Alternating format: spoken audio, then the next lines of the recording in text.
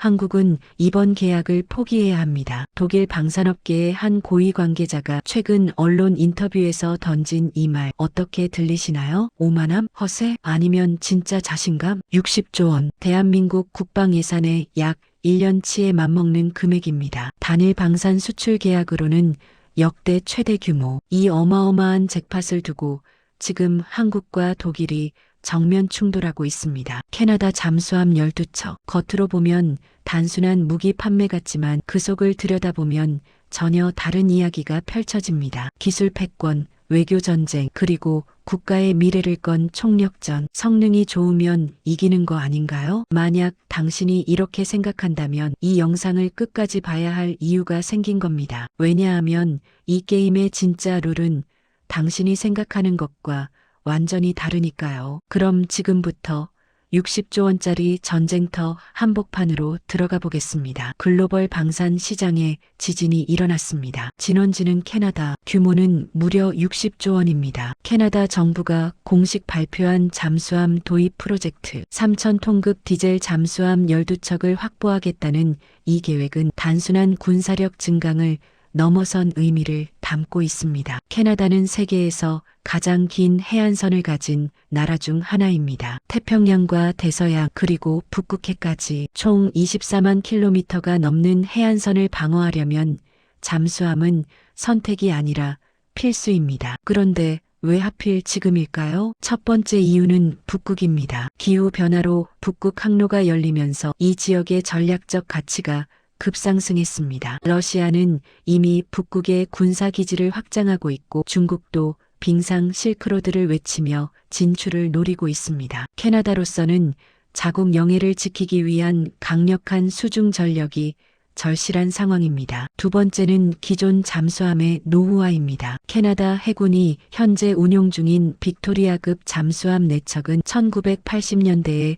건조된 영국제 중고품입니다. 그것도 제대로 작동하지 않아 수리와 정비에만 천문학적 비용이 들어갔습니다. 한 척당 연간 유지비가 무려 수백억 원. 이쯤 되면 새로 사는 게 낫다는 결론에 도달한 겁니다. 세 번째는 동맹 압박입니다. 미국은 인도-태평양 전략의 일환으로 동맹국들에게 군사력 증강을 요구해 왔습니다. 캐나다는 나토 회원국으로서 GDP 대비 2% 국방비 지출 목표를 달성해야 한다는 압박을 받고 있습니다. 이 잠수함 사업은 그 약속을 이행하는 동시에 실질적인 전력 증강을 이루는 일석이조 카드입니다. 그렇다면 60조 원이라는 숫자는 어떻게 나온 걸까요? 잠수함 한 척당 가격은 대략 5조 원 선. 여기에 30년간의 운용 유지 보수 비용, 승조원 훈련, 기지시설 건설, 무장 구매 등을 모두 합치면 총 사업비가 60조 원을 넘어갑니다. 단일 계약으로는 세계 방산 역사상 손꼽히는 규모입니다. 참고로 한국의 KF-21 전투기 개발 사업이 약 8조 원, 3차 잠수함 사업장 보고 -III 배치 -II 약 10조 원입니다. 60조 원이 얼마나 큰 돈인지 감이 오시나요? 현재 경쟁 구도는 명확합니다. 한국과 독일, 단 두 나라만 남았습니다. 프랑스의 나발그룹, 스웨덴의 사부, 일본의 미쓰비시 중공업 등 쟁쟁한 경쟁자들이 있었지만 1차 평가에서 모두 탈락했습니다. 프랑스는 원자력 잠수함에 집중하느라 디젤 잠수함 기술이 뒤처졌고 스웨덴은 캐나다가 요구하는 대형 잠수함 건조 경험이 부족했습니다. 일본은 기술은 훌륭하지만 무기 수출 경험이 전무해 신뢰도가 낮았습니다. 결국 남은 건 한국과 독일, 하나오션 HD 현대중공업 컨소시엄 대 독일 티센크루프 마린 시스템스 TKMS의 대결입니다. 한국 측은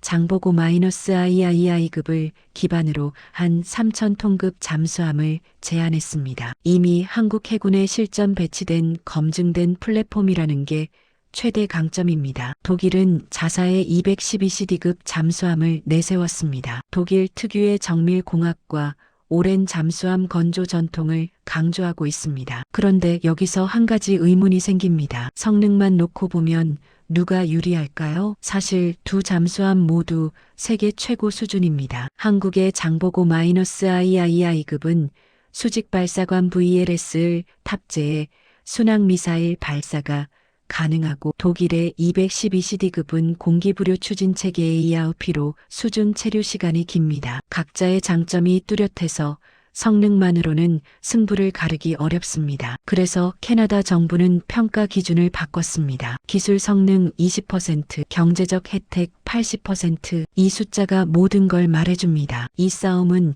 이미 잠수함 성능 대결이 아니라는 것을 다음 달 3월 최종 제안서 제출 마감입니다. 그리고 올해 상반기 안에 우선 협상 대상자가 발표됩니다. 과연 누가 웃게 될까요? 답을 알려면 먼저 현장의 목소리를 들어봐야 합니다. 한국은 약속한 날짜에 칼같이 준다. 캐나다 최대 방송사 CTV의 군사 전문 프로그램에서 나온 말입니다. 전문가도 정치인도 아닌 일반 시청자의 댓글이었습니다. 그런데 이 한 문장이 현재 캐나다 여론의 분위기를 정확히 보여줍니다. 캐나다 군사 커뮤니티 레딧 밀리터리 캐나다 네이버 카페 같은 곳이라고 생각하면 됩니다. 여기서 진행된 비공식 투표 결과 응답자의 72%가 한국 잠수함을 선택해야 한다고 답했습니다. 독일을 지지한 비율은 18%에 불과했습니다. 왜 이런 현상이 벌어진 걸까요? 첫 번째 이유는 납기 신뢰도입니다. 한국 조선업의 가장 큰 무기는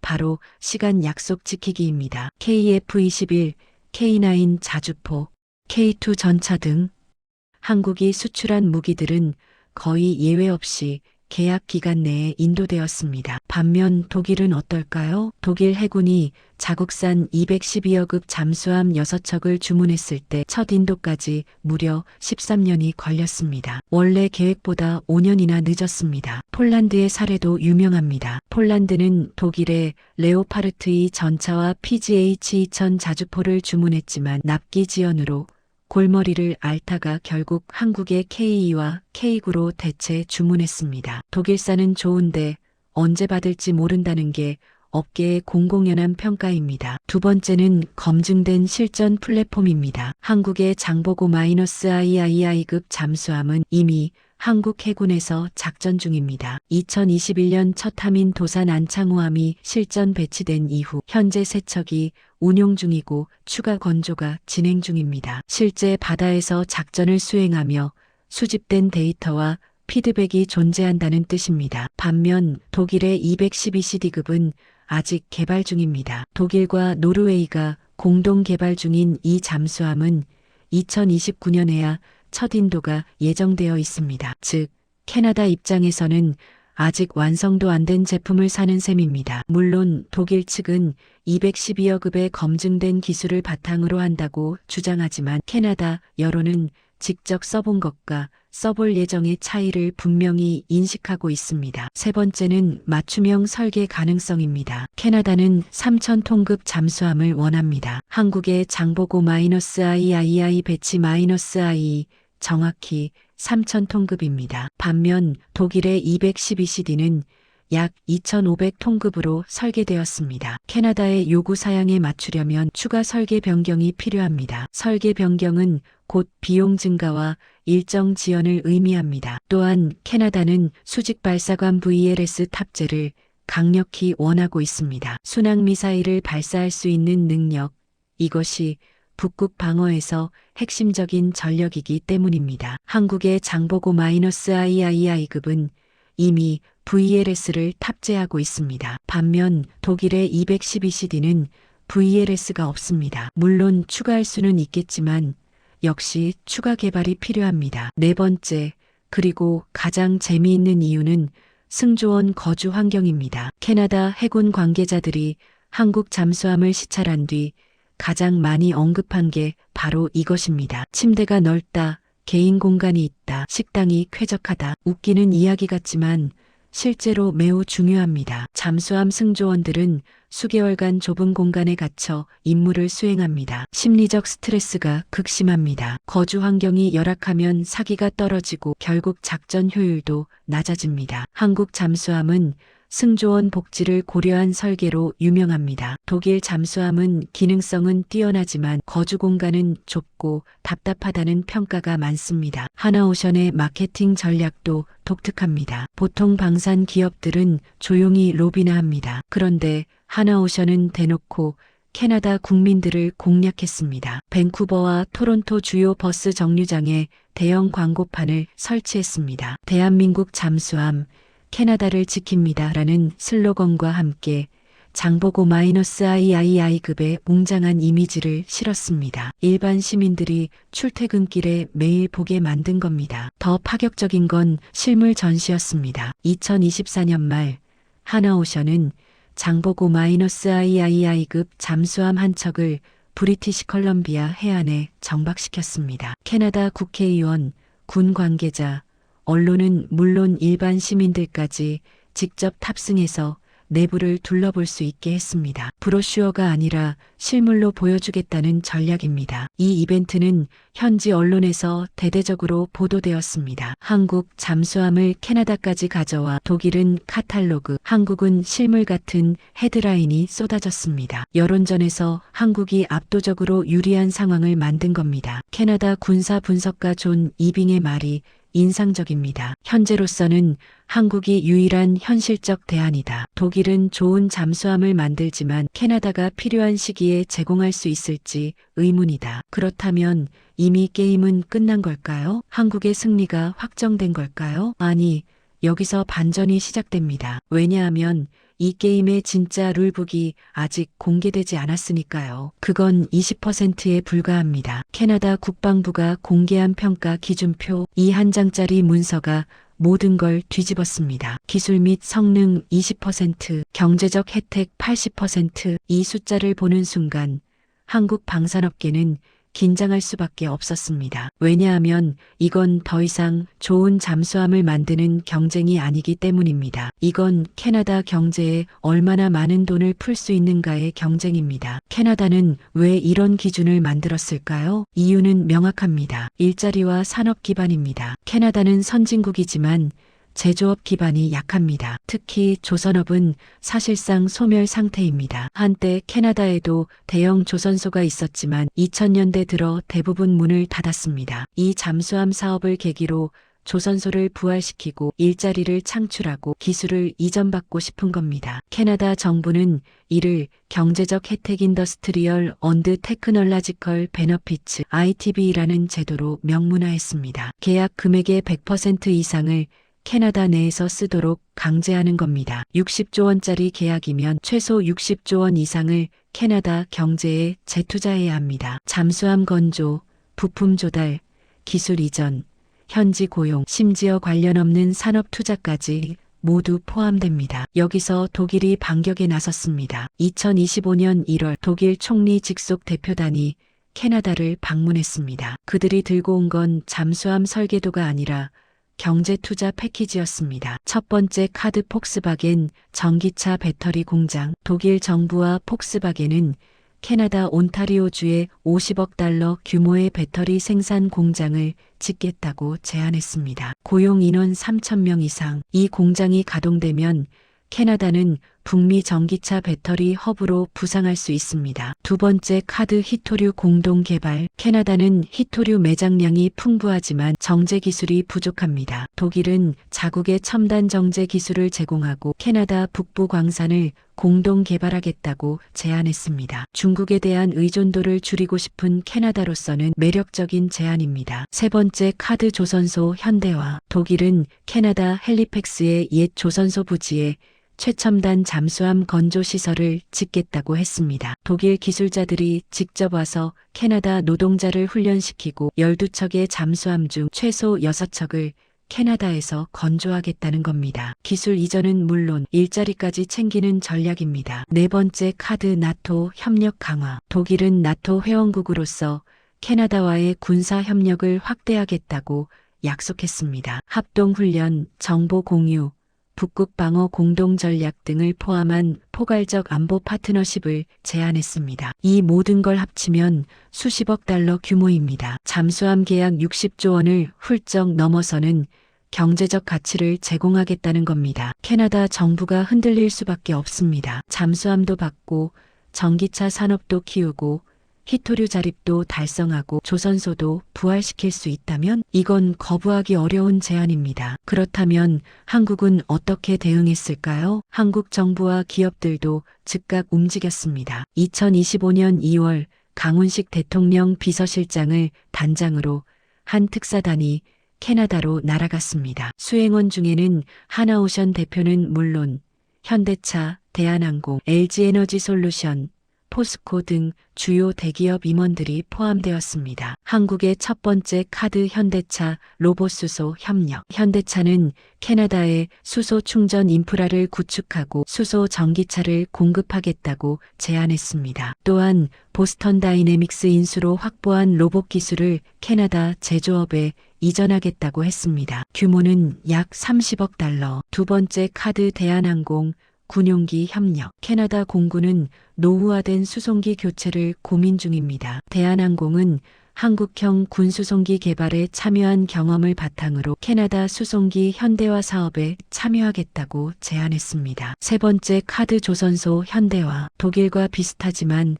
더 구체적입니다. HD현대중공업은 캐나다 헬리팩스에 스마트 조선소를 건설하고 디지털 트윈, AI 용접 로봇 등 최신 기술을 이전하겠다고 했습니다. 그리고 12척 중 8척을 캐나다에서 건조하겠다고 제안했습니다. 독일보다 2척 더 많습니다. 네 번째 카드 에너지 협력. 캐나다는 풍부한 천연가스와 수력 자원을 가지고 있지만 수출 인프라가 부족합니다. 한국은 LNG 터미널 건설과 청정 에너지 협력을 제안했습니다. 포스코는 캐나다산 철광석을 활용한 그린 스틸 생산 협력을 제안했습니다. 다섯 번째 카드 반도체 배터리. LG에너지솔루션은 독일 폭스바겐의 제안에 맞서 더 큰 규모의 배터리 공장을 짓겠다고 했습니다. 60억 달러 규모, 4,000명 고용. 이 모든 걸 합치면 한국의 패키지도 수십억 달러를 넘어갑니다. 그런데 여기서 중요한 차이가 있습니다. 독일은 약속이고 한국은 실적이 있다는 점입니다. 한국은 이미 캐나다에서 여러 프로젝트를 성공적으로 수행한 경험이 있습니다. 현대차는 캐나다에 자동차 공장을 운영 중이고 LG는 배터리 협력을 진행 중입니다. 하나는 태양광 패널 공장을 가동하고 있습니다. 우리는 말만 하는 게 아니라 실제로 해낸 경험이 있다는 메시지입니다. 그리고 한국에게는 또 하나의 무기가 있습니다. 바로 정상 외교입니다. 지금 이 순간에도 청와대와 캐나다 총리실 사이에는 한라인이 가동 중입니다. 과연 이 싸움의 결말은 어떻게 될까요? 2025년 2월 5일 한국 대통령 내외가 캐나다를 국빈 방문했습니다. 공식 일정표에는 없었지만 일정 중 단 하나의 깜짝 방문지가 있었습니다. 바로 거제 하나오션 조선소 모형 전시장. 이곳에서 캐나다 마크 칸이 총리와 함께 장보고 -III급 잠수함 모형 앞에서 사진을 찍었습니다. 우연일까요? 아닙니다. 철저히 계산된 세일즈 외교입니다. 이재명 대통령은 칸이 총리에게 직접 말했습니다. 한국의 잠수함은 단순한 무기가 아니라 캐나다의 미래 안보와 경제를 함께 지키는 파트너입니다. 외교 수사처럼 들리지만 실제로는 정확한 표현입니다. 이 계약이 성사되면 그 파급 효과는 상상을 초월하기 때문입니다. 우선 직접적인 경제 효과부터 보겠습니다. 60조 원의 계약금. 이 돈이 한국 경제에 유입되면 어떤 일이 벌어질까요? 하나오션과 HD현대중공업은 물론 수백 개의 협력업체가 수혜를 입습니다. 잠수함 한 척에는 약 300만 개의 부품이 들어갑니다. 엔진, 배터리, 소나 레이더, 통신 장비, 어뢰 발사관, VLS, 내장재, 배관, 전선, 이 모든 게 한국 중소기업들의 일감입니다. 한국 조선업계 추산으로는 이 사업으로 인한 직간접 고용 효과가 15만 명 이상입니다. 조선소 인력만 2만 명, 협력업체 인력 10만 명, 관련 서비스업 3만 명, 거제, 울산, 창원, 부산 등 조선 도시 전체가 활력을 되찾을 수 있습니다. 그런데 진짜 중요한 건 따로 있습니다. 바로 MR오정 비수리 운영 시장입니다. 잠수함은 건조보다 운영이 더 오래갑니다. 한 척당 수명이 3040년입니다. 이 기간 동안 정기 점검, 부품 교체, 중간 개량, 배터리 교체 등이 필요합니다. 전문가들은 MRO 비용이 건조 비용과 맞먹거나 더 높다고 봅니다. 즉, 60조 원짜리 계약을 따내면 향후 30년간 추가로 60조 원 이상의 시장이 열린다는 뜻입니다. 실제로 한국은 인도네시아에 수출한 장보고급 잠수함 3척의 MRO를 계속 수주하고 있습니다. 10년간 약 1조 원 규모입니다. 캐나다는 12척이니 규모가 4배입니다. 그리고 캐나다는 인도네시아보다 경제 규모가 크고 예산이 풍부합니다. 더 많은 개량과 업그레이드를 요구할 가능성이 높습니다. 두 번째 효과는 브랜드 파워입니다. 캐나다는 지칠 국가입니다. 선진국 중에 선진국입니다. 이런 나라가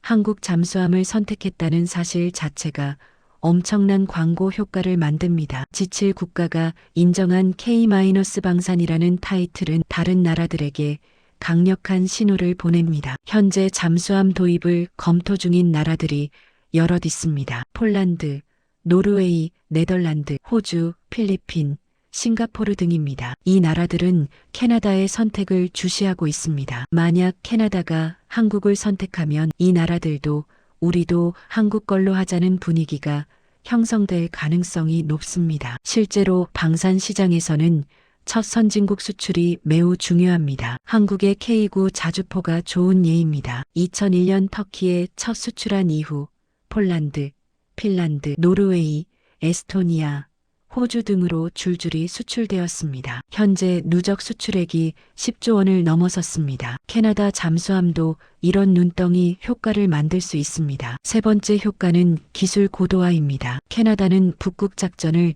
염두에 두고 있습니다. 영하 40도의 극한 환경, 두꺼운 빙하, 긴 작전 거리, 이런 조건을 만족하려면 기존 잠수함을 업그레이드해야 합니다. 더 강력한 배터리, 더 정교한 빙하 탐지 소나, 더 긴 수중 체류 능력, 이 모든 게 한국 잠수함 기술을 한 단계 끌어올리는 계기가 됩니다. 한국은 이미 남극 쇄빙선 건조 경험이 있습니다. 아라오노, 최근 건조 중인 차세대 쇄빙 연구선 등 이 경험을 잠수함에 접목하면 세계 최초의 북극형 잠수함을 만들 수 있습니다. 이건 한국만의 독점 기술이 될 수 있습니다. 네 번째 효과는 외교적 위상입니다. 한국은 그동안 중견국 외교를 펼쳐왔습니다. 강대국은 아니지만 무시할 수 없는 나라. 그런데 60조 원짜리 계약을 따낸다면 이야기가 달라집니다. 캐나다는 나토 회원국이고 파이브 아이즈 정보 동맹의 일원입니다. 한국이 캐나다에 30년간 잠수함을 공급하고 유지한다는 건 사실상 준동맹 관계로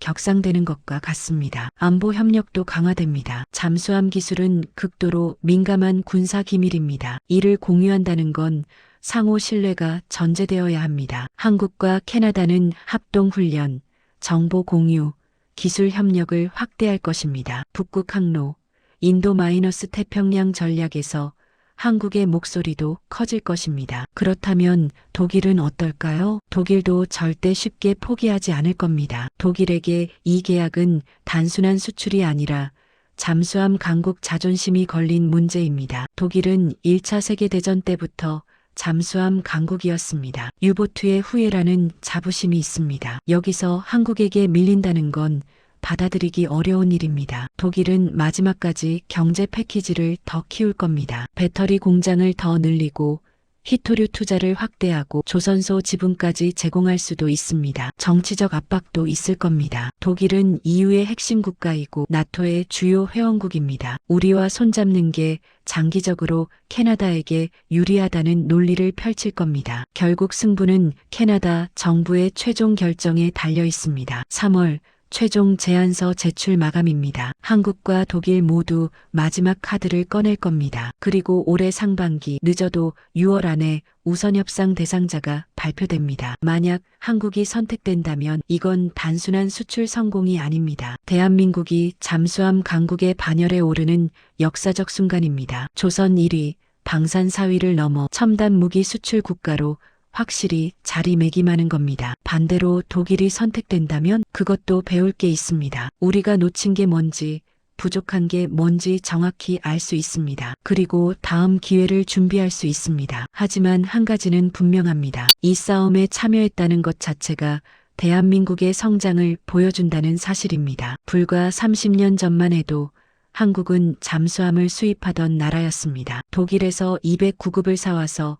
장보고급이라고 이름 붙였습니다. 그런 나라가 이제 독일과 어깨를 나란히 하고 60조 원짜리 계약을 놓고 경쟁합니다. 캐나다 국민들이 한국 잠수함이 낫다고 말합니다. 이게 얼마나 대단한 일인지 우리는 다시 한번 되새겨야 합니다. 승부의 결과는 곧 나올 겁니다. 하지만 이미 우리는 많은 걸 얻었습니다. 자신감, 경험, 그리고 세계가 인정한 기술력. 60조 원짜리 잭팟. 과연 누가 가져갈까요? 답은 몇 달 후에 나옵니다. 그때까지 우리는 지켜봐야 합니다. 그리고 응원해야 합니다. 대한민국 방산의 새로운 역사가 쓰이는 순간을 함께 목격하게 될 테니까요.